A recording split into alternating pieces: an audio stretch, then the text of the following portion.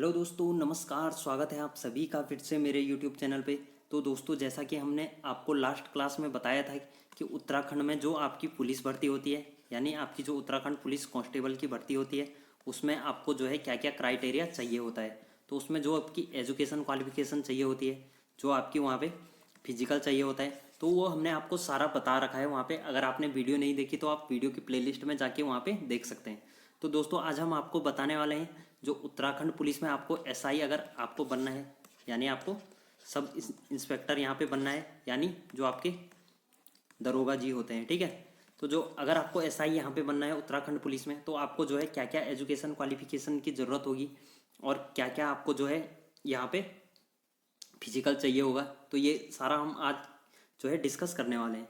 तो देखिए दोस्तों, सर्वप्रथम तो मैं आपको बता दूं, ये वैकेंसी अभी नहीं निकली है। ये वैकेंसी जो है 2014 की जो नोटिफिकेशन निकला था, तो उसके हिसाब से मैं आपको बताने जा रहा हूँ कि इसमें जो है क्या क्या यहाँ पे आपका रहने वाला है। तो देखिए, चलते हैं। देखिए, तो उस टाइम पे जो है 2014 में आपको जो है 339 पदों पे ये वैकेंसीज निकली थी। तो ये आपके जो है जनपदों के हेडक्वार्टर थे पुलिस विभाग के, जो कि जहाँ पे आपको ये आवेदन पत्र उस टाइम पे जमा करने थे। तो यहाँ से इसकी ज़रूरत भी खैर अभी नहीं पड़ेगी, क्योंकि अभी तो जो है आपके फॉर्म ऑनलाइन भरे जाएंगे।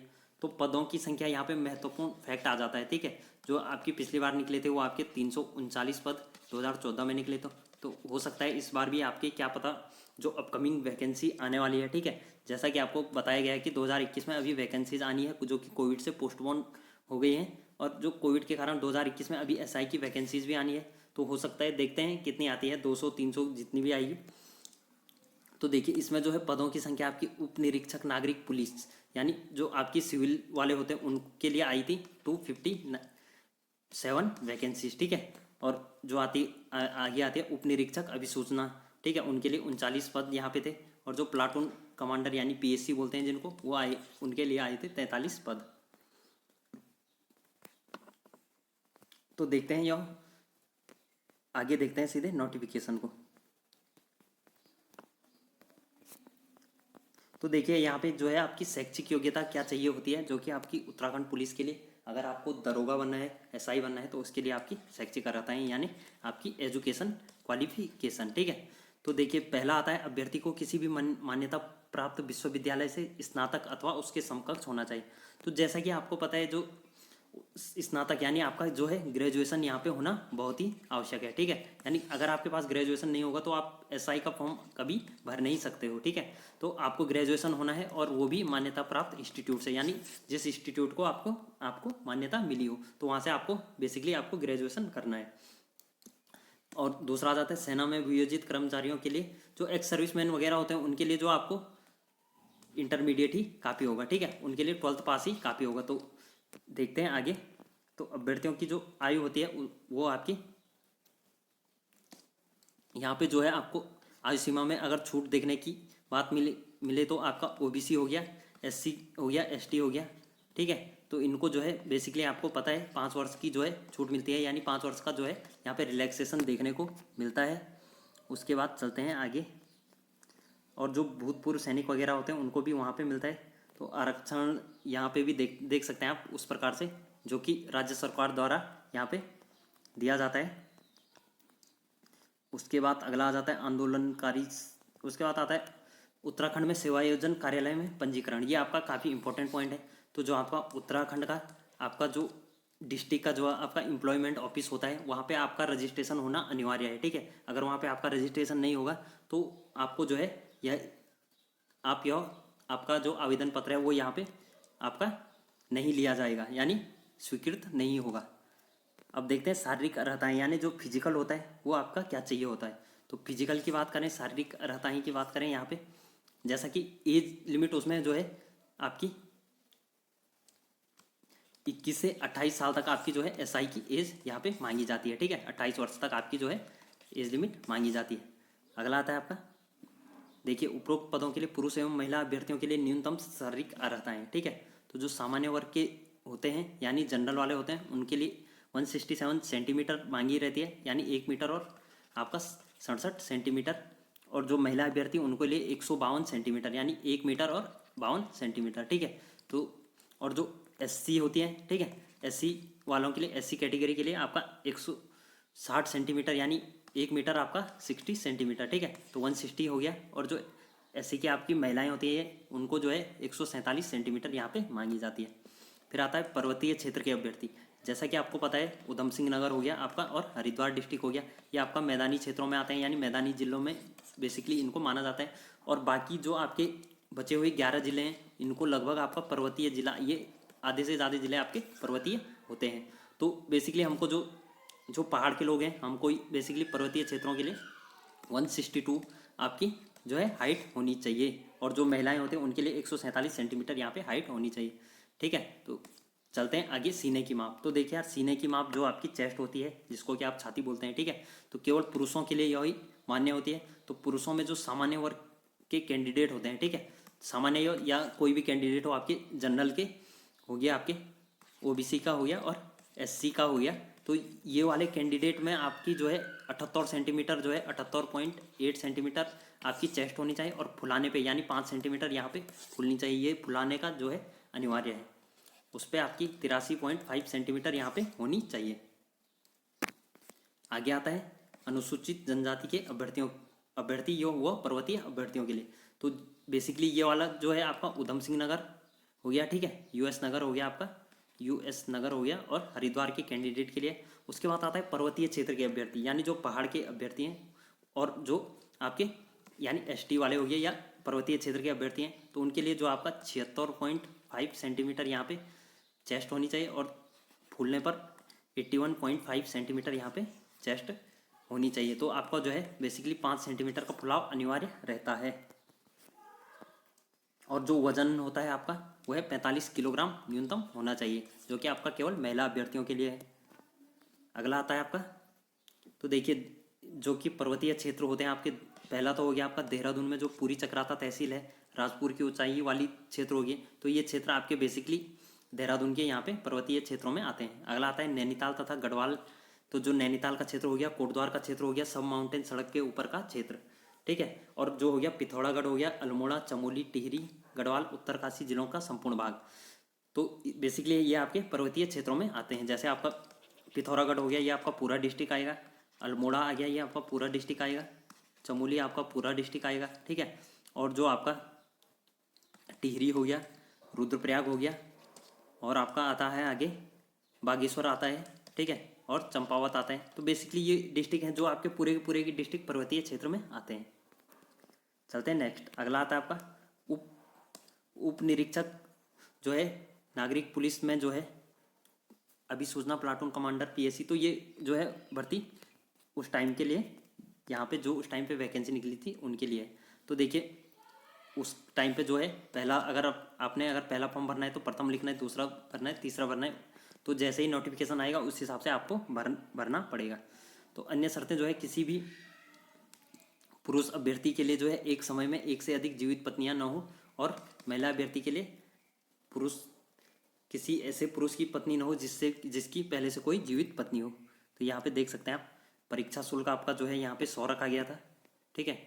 शारीरिक नापजोत जोख और दक्षता परीक्षाएं।